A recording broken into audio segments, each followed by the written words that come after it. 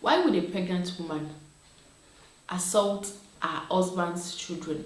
Like, you are pregnant and then you still have the courage, the strength to be beating up or assaulting your husband's children. Are you not trying to bring a life to being?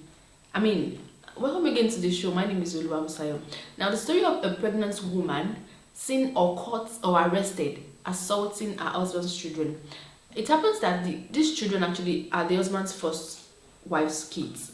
So the man brought them from the village down to the city to be taken care of.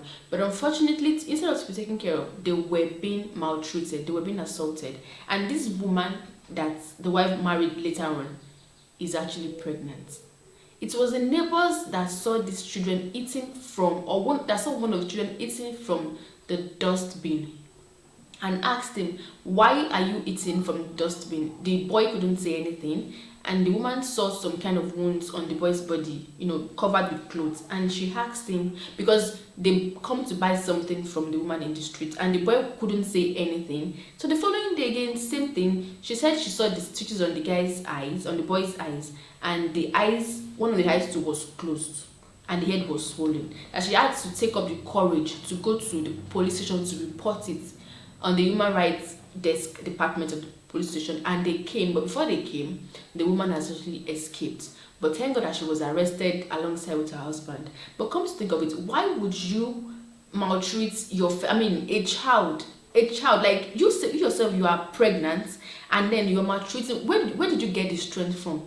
But you shouldn't have. If you don't want your husband to bring these kids to your house, you could have actually told him that, okay, let them stay where they are, and the little you can, send money to them, let them continue living in the village. By then, you yourself, you have peace of mind in your home and nobody will disturb you. But then you actually allowed these children to be brought to you, even if you want to use them as slaves, but not to the extent of beating them and inflicting wounds on these children. You cannot even use them as slaves, because they are your husband's children, and definitely they are still one part of your blood, because your husband's children are actually your kids. And you yourself, you are pregnant. You are trying to bring to life somebody. Now imagine that child you are bringing to life being maltreated by somebody. Let's assume you actually died at childbirth and they gave your child to somebody else, and the person is maltreating your child. How would you feel wherever you are? We should always think that if these things happen to me, how would I feel? Like, what would be my reaction? But then I guess this woman doesn't have conscience. She doesn't have any conscience at all. And the father too, take them back to the village, send money to them, and in any way, they are your children, they are your blood, take care of them. But you don't have to bring them now to your home. Now you are subjecting them to maltreatment and assault. Imagine all the wounds. These kids, they are very, very young. Psychologically, they will not be okay.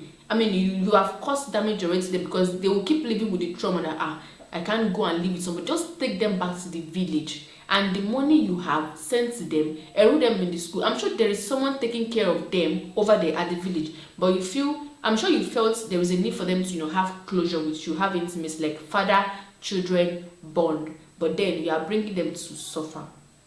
It's just my advice is just take them back to the village. My opinion though, to the village, and be sending money to them every month, enroll them in the school, and let them have a better life, rather than bringing them to to your house to allow your wife to maltreat them. And the woman in question, auntie, what you did is actually uncalled for. You are pregnant. I don't know where you saw the courage, the strength, to be beating somebody else's children, and you yourself, you are trying to bring forth a child. It is unnecessary. If you don't want them to live with you, it is simple. My husband though, I don't want anybody, don't bring them to the house. That's simple. People will just communicate and sit down together and talk about it, rather than just allowing your husband to bring them to the house and then you maltreating them. It's uncalled for. But we are very grateful that the policemen actually got her arrested, and we are sure the children have been taken care of in the hospital. But then they should find something to do to this. They should not allow the kids to go back to the house. It is not good. Domestic violence on anybody is uncalled for. Our government should help us, campaign, sensitize people on domestic violence. We should know the implications of domestic violence, assaulting young children, trafficking young children. It is not good. Our government should, do some kind of campaigns or a seminar to, enlighten people on domestic violence and how to treat younger people, younger children, and not to use them as slaves. But it's a wrap. Don't forget to like, share, and comment on the page. It's still your girl, Olabusaya. See you on the next episode.